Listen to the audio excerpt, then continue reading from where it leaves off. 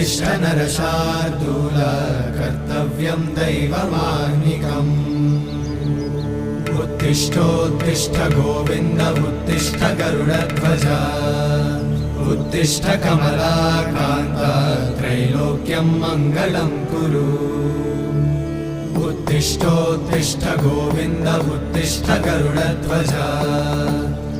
उत्तिष्ठ कमलाकान्त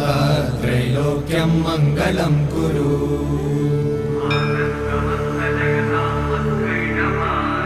मातः समस्त जगतां मधुकैटभारे वक्षो विहारिणि मनोहर दिव्यमूर्ते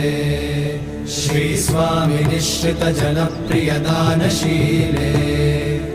श्री